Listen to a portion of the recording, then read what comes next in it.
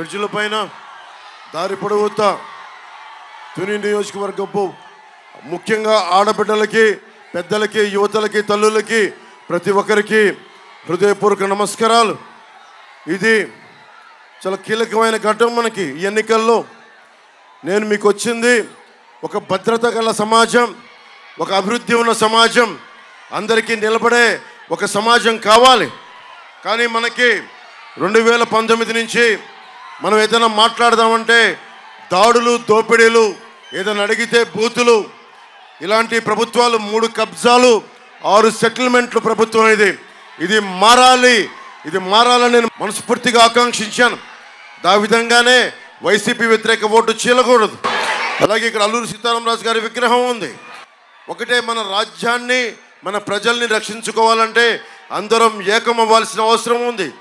కులాలకి, మతాలకి, ప్రాంతాలకి అతీతంగా మనకి ఏకమవ్వాల్సిన అవసరం ఉంది. ఈ ప్రత్యేకించి ఈ సందర్భం మనం ఈ ఎన్నికల్ని ప్రత్యేకమైన దృష్టితో చూసి మనకి కూటమిని మనస్ఫూర్తిగా గెలిపించాలి ఈ రోజునని చెప్పి నేను మిమ్మల్ని ఓట్లు అడగడానికి కాదు, అభ్యర్థించడానికి, ఆర్థించడానికి వచ్చాను. మనకి పాయికరావుపేట నుంచి వంగలపూడి అనిత గారు పోటీ చేస్తూ ఉన్నారు. వంగలపూడి అనిత గారు, అలాగే సైకిల్ గుర్తు మీద యనమల దివ్య గారు పోటీ చేస్తూ ఉన్నారు తెలుగుదేశం పార్టీ మీద. గాజు గ్లాస్ గుర్తు మీద మనకి టీ టైం ఉదయ్ శ్రీనివాస్ పోటీ చేస్తూ ఉన్నారు. సో మీరందరూ మనస్ఫూర్తిగా పెద్ద మనసుతోటి మీరందరూ ఈ కూటమికి నిలబడాలి అన్న ఒక ఆకాంక్షతో నేను ఈరోజు మీ ముందుకు వచ్చాను. అలాగే వేదిక పైన ఉన్న తుమ్మల రామస్వామి గారికి, తోటా సుధీర్ గారికి, చోటిశెట్టి గణేష్ గారికి, మధు వీరేష్ గారికి మనస్ఫూర్తిగా నా హృదయపూర్వక నమస్కారాలు, ధన్యవాదాలు. అలాగే గతంలో నుంచి పోటీ చేసిన రాజా అశోక్ బాబు గారికి, ఎక్స్ఎమ్మెల్యే, వారికి కూడా నా హృదయపూర్వక నమస్కారాలు. చెలుకూరి రామ్ కుమార్ గారు, కాకినాడ పార్లమెంట్ ప్రెసిడెంట్ బీజేపీ, వెలుగుల గోపాలకృష్ణ గారికి కూడా తుని ఇన్ఛార్జ్, వారికి కూడా నా హృదయపూర్వక నమస్కారం. డిఎస్సి నోటిఫికేషన్ కోసం ఆడబిడ్డలు ప్లే కార్డ్ చూపిస్తూ ఉన్నారు. ప్రభుత్వం రాగానే మెగా డిఎస్సి మొదటగా విడుదల చేస్తాం. అలాగే రెండవది, ఉద్యోగుల భద్రత కోసం, వారికి కాంట్రిబ్యూటరీ పెన్షన్ స్కీమ్ కోసం సంవత్సరం లోపు ఒక పరిష్కార మార్గం వెతికి ఉద్యోగులకి భద్రత కల్పించే భవిష్యత్తును తీసుకొస్తాం. అలాగే మహిళలకి 3 గ్యాస్ సిలిండర్లని ఉచితంగా అందజేయించే బాధ్యత కూడా కుటుంబ ప్రభుత్వం తీసుకుంటుంది. నిరుద్యోగులకి 3,000 నిరుద్యోగ భృతి, అలాగే 20 లక్షల ఉద్యోగాలు, సంవత్సరానికి 4 లక్షల ఉద్యోగాలు చొప్పున 20 లక్షల ఉద్యోగాలు కూటమి ప్రభుత్వం సృష్టించాలని చాలా బలంగా కట్టుదిట్టమైన నిర్ణయం తీసుకున్నాం. అలాగే ముఖ్యంగా మత్స్యకారులకి జీవో 217 రద్దు, అలాగే వారి కోసం 20,000 మనకి సెలవు దినాల్లో విరామ వేతనంగా వారికి ఇస్తున్నాం. దివీ సమస్య ఇక్కడ ఈ గ్రామంలో చాలా బలంగా ఉంది. మన తుని నియోజకవర్గంలో మత్స్యకారులు ఇబ్బంది పడుతూ ఉన్నారు. కాలుష్యం ఉందనేది పోయినసారి కూడా నేను వచ్చాను. తొండంగి మండలం ఇవన్నీ నేను తిరిగాను. ఆ రోజున వైఎస్ జగన్ వచ్చి దివీస్ని బంగాళాఖాతంలో కలిపేస్తామని చెప్పి మళ్ళీ ఈ రోజున దివీస్ని ప్రారంభించారు. సమస్య అంతా ఎక్కడుందంటే, ఒకవేళ వచ్చి ఇలాంటి పొల్యూషన్ అన్నీ కూర్చొని శుద్ధి చేయకుండా నీళ్ళల్లో కలిపేస్తే మత్స్యకారుల జీవనోపాధికి దెబ్బ కలుగుద్ది అని ఒక భయం ఉంది.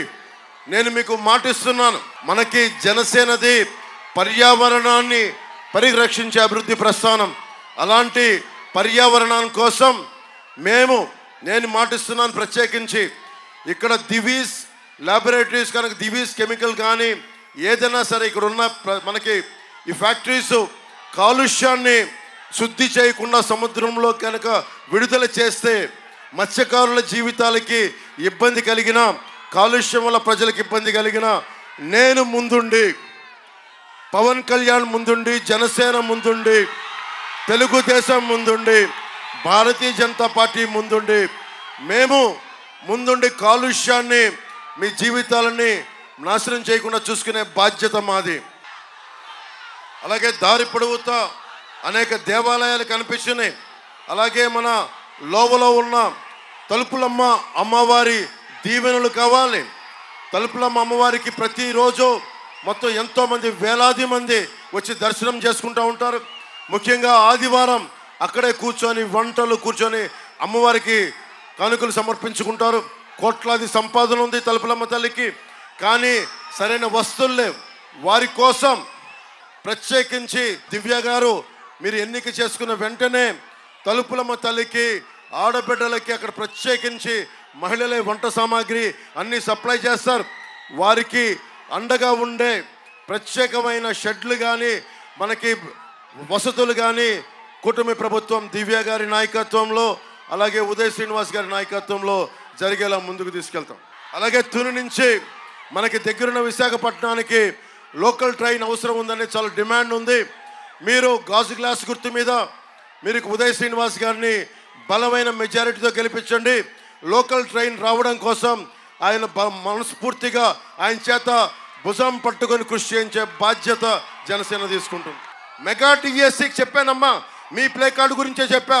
రాగానే మెగా టీఎస్సీ మీదే మొదటి సంతకం మొదటి ఫైల్ కదులుతుంది, మీకు ఆ మాట ఇస్తున్నాను మీకు. అలాగే మనకి తునిలో 100 చెరువులుంటే స్థానిక మనకి R&B మంత్రి దాడిశెట్టి రాజా గారు చెరువుల సంగతి చెరువుల బదులు లోయలు చేశారు. ఎక్కడికి వెళ్ళినా నది ఇసుక సముద్రపు ఇసుక ఎక్కడ పెట్టినా గుంతలైపోయినాయి. ఎక్కడ చూసినా సరే R&B మినిస్టర్ అయినా కానీ గోతులు, రోడ్లంతా గోతులు. ఎక్కడ చూసినా సరే ఏదైనా అడిగితే నోట్లోంచి బూతులు, ఏదైనా మాట్లాడితే దాడులు, ఏమైనా అడిగితే దోపిడీలు. మొన్న జర్నలిస్ట్ సోదరులు కూడా చెప్పా, జర్నలిస్టుల మీద దాడులు జరిగిపోయాయి. మొట్టమొదటిసారి తునిలోనే ఒక పాపులర్ పేపర్ విలేకరిని దారుణంగా చంపేశారు. ఇది పత్రికా స్వేచ్ఛకి విఘాతం కలగకుండా కూటమి ప్రభుత్వం మీకు అండగా ఉంటుంది. అలాగే తునిలో విపరీత బలమైన వాణిజ్య కేంద్రం, వ్యాపార కేంద్రం, ఇలాంటి తునిలో ఉన్న మార్కెట్ యార్డుకి నిర్వహణ సరిగ్గా లేదు, విశ్రాంతి గదులు లేవు. యార్డులు అభివృద్ధి చేయాలి, తాగునీరు, విశ్రాంతి హాలు సౌకర్యాలు కావాలని ఉంది. మీరు యనమల దివ్య గారిని మనస్ఫూర్తిగా జనసేన మద్దతుదారులు, జన సైనికులు అందరూ అండగా ఉండండి. మార్కెట్ యార్డు తాలూకు అవసరాలని, విశ్రాంతి గదులని, తాగునీరు, ఏ సౌకర్యాలు కావాలో అవన్నీ కల్పించే బాధ్యత తీసుకుంటాం. దాడిశెట్టి రాజా గారు కావాలా? వైసీపీ గెలవాలని కోరుకుంటున్నారా? ఇక్కడ వైసీపీ గెలవాలని కోరుకుంటున్నారా? వైసీపీ అమ్మ ఆడబిడ్డలు మీరు చెప్పండి. ఎందుకంటే రాష్ట్రం మొత్తం కూటమి ప్రభుత్వం వచ్చేస్తుంది. ఒకటి చిన్న తేడా, ఎంత మెజారిటీతోటి ప్రభుత్వాన్ని స్థాపిస్తున్నాం అనేదే తప్ప మనకి ప్రభుత్వం ఖచ్చితంగా కూటమి ప్రభుత్వం వస్తుంది, స్థాపిస్తున్నాం. దాంట్లో ఏమాత్రం తేడా లేదు. కాకపోతే ఎన్ని సీట్ల మెజారిటీతోటి కూటమి ప్రభుత్వం వస్తుంది అన్నదే మన ఏకైక లక్ష్యం. తాండవ నది గురించి మాట్లాడుతూ ఉన్నారు. తాండవ నది ఇసుక లేని నది అయిపోయింది అంటూ ఉన్నారు. ఈ పరివాహక ప్రజలకి చాలా అవసరమైన రీటైనింగ్ వాల్ నిర్మాణం వల్ల ఇక్కడికి ఇసుక అమ్ముకొని కొన్ని కోట్లు సంపాదించుకున్నారు, కానీ రీటైనింగ్ వాల్ నిర్మాణం చేయలేకపోయారు. ఆర్థర్పేట నుంచి పెరుమళ్ళపురం వరకు ఉన్న ఇసుక ర్యాంపులన్నీ అడ్డగోలుగా తవ్వేశారు. దశాబ్దాల వరకు తవ్వుకోవాల్సిన 5 సంవత్సరాల్లో తవ్వేశారు. కోటనందూరు మండలం నుండి తాండవ నదీ పరివాహక ప్రాంతాల్లో ఉన్న ఇసుక తవ్వకాలు వద్దని హైకోర్టు చెప్పినా కానీ కోర్టు ఆర్డర్ ఉన్నప్పటికీ కూడా ఈ రోజుకి కూడా తవ్వేస్తున్నారు. ఒకవైపు భవన నిర్మాణ కార్మికుల సంక్షేమ నిధి నుంచి 450 కోట్లు దోచేశారు. సముద్రపు ఇసుక, తాండవ నది ఇసుక, ఈ గోదావరి ఇసుక కింద అమ్మేస్తూ ఉన్నారు. భవిష్యత్తులో ఈ కట్టడాలకి సముద్రపు ఇసుకని బిల్డింగులకి వాడడం భవిష్యత్తులో నిర్మాణాలకి చాలా ఇబ్బందికరమైన పరిస్థితి ఏర్పడుద్ది. ఇప్పుడు చెరువులు ఉండే, మనకి 100 చెరువులు పైగా ఉండే, ఈ రోజున అవన్నీ మట్టి తవ్వి లోయలుగా ఉండిపోయినాయి. అలాగే ఎవరు హ్యాచరీస్ పెట్టుకోవాలనుకున్నా స్థానికంగా గవర్నమెంట్ అధికారులు కూడా, ఫిషరీస్ వాళ్ళు కూడా దాదాపు ప్రతి ఒక్కరిని 10 లక్షల రూపాయలు లంచాలు అడుగుతున్నారు. కూటమి ప్రభుత్వం రాగానే ఈ హ్యాచరీస్కి పరిపూర్ణ స్వేచ్ఛ కల్పించి మీరు ఎవరికి లంచాలు ఇవ్వని పరిస్థితిని కూటమి ప్రభుత్వం తీసుకొస్తుంది. చెప్పానమ్మా, జాబ్ క్యాలెండర్ని విడుదల చేస్తాం. ప్రతి సంవత్సరం జాబ్ క్యాలెండర్ని విడుదల చేసే బాధ్యత కూటమి ప్రభుత్వం తీసుకుంటుంది. సాగునీరు మనకి తాండవ నది రిజర్వాయర్ మరమ్మతులు కానీ పంపా రిజర్వాయర్ కావాల్సిన నిర్వహణ చేయలేకపోవడం వల్ల పోలవరం పక్కన పెట్టండి, కనీసం పూడికలు తీయట్లా, కాలువలకి పూడికలు తీయట్లా. తునిలో ఈ రోజుకి కూడా నీటి ఇబ్బంది ఉంది. తాగునీరు కావాలి, సాగునీరు కావాలి. పోలవరం ఇంకా ఈ రోజుకి గతి లేదు, అతి లేదు. కూటమి ప్రభుత్వం రాగానే దాన్ని పూర్తి చేసే బాధ్యత మేమందరం తీసుకుంటాం. కానీ మన తాండవ రిజర్వాయర్ కానీ పంపా రిజర్వాయర్ కావాల్సిన మరమ్మతులు కానీ కాలువ పూడికలు కానీ ముందస్తుగా చేయాలి. ఆ బాధ్యత మేము తీసుకుంటాం. మనకందరికీ కావాల్సింది ఒకటి విద్య, వైద్యం, ఉపాధి, మనకి సాగునీరు, తాగునీరు, లా అండ్ ఆర్డర్ చాలా చాలా బలంగా ఉండాలి. ఆడబిడ్డలు రక్షించుకోలేని ప్రభుత్వమే కాదు. 30,000 మంది ఆడబిడ్డల అదృశ్యం అయిపోయారు. ఈ ముఖ్యమంత్రి ఒక్క మాట కూడా మాట్లాడాల. ప్రెస్ మీద దాడులు ఒకళ్ళని పట్టుకోరు, హత్యలు పట్టుకోరు. ఇదే మన ఉమ్మడి తూర్పుగోదావరి జిల్లాలో ఒక దళిత డ్రైవర్ని చంపేసి డోర్ డెలివరీ చేస్తారు వైసీపీ ఎమ్మెల్సీలు. ఒక్కళ్ళకి ధైర్యం లేదు, మాట్లాడరు.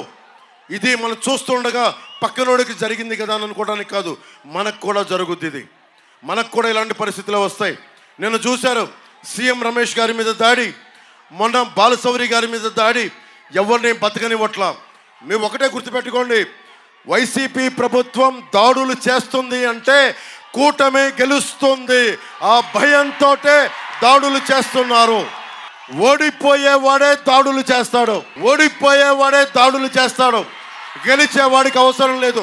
భయపడుతున్నారు, వాళ్ళు మనల్ని చూసి భయపడుతున్నారు. ఉద్యోగాలు కానీ నిరుద్యోగ భృతి కానీ మీ అందరికీ ఆడబిడ్డల భద్రత కానీ ఆడబిడ్డల భవిష్యత్తు కానీ కూటమి ప్రభుత్వం చూసుకుంటుంది. నేను వైసీపీ వ్యతిరేక ఓటు చీలనివ్వను అని చెప్పిన రోజునప్పటి నుంచి మనందరం కలిసి ఈ రోజున ఒకవైపు దివ్య గారు, గీత గారు, ఉదయ్ గారు, బీజేపీ నాయకులు, తెలుగుదేశం, జనసేన నాయకులందరం ఒక తాటిపైన వచ్చి 5 కోట్ల మంది ప్రజలను రక్షించడానికి ఈ రోజున నిలబడి ఉన్నాం. ఇక్కడ తిట్లు తింటా ఉన్నాం, దెబ్బలు తింటా ఉన్నాం, అన్ని రకాలుగా ఇంట్లో ఆడవారిని కూడా సైతం తిట్టే పరిస్థితి ఉంది. ఇవన్నీ తట్టుకొని ఎందుకు నిలబడుతున్నాం అంటే మారాలి అని చెప్పి.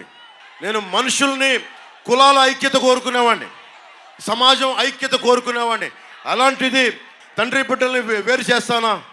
మీరు చెప్పండి. పద్మనాభం గారి కుటుంబాలు నేను ఎందుకు మాట్లాడుతాను? అందరూ కలిసి ఉండాలని కోరుకుంటాను. నాకు ఎవరి మీద ద్వేషం ఉండదు. నన్ను తిట్టినా కానీ నన్ను ఏమన్నా కానీ నేను భరిస్తాను తప్ప నేను ఎవరికి ఎదురెళ్ళను. Please subscribe Pragna Media. Please like, share, subscribe to Pragna Media. Pragna Media, please do like, share and subscribe. Please subscribe to Pragna Media. Please like, share and comment if you like the video. Pragna Media.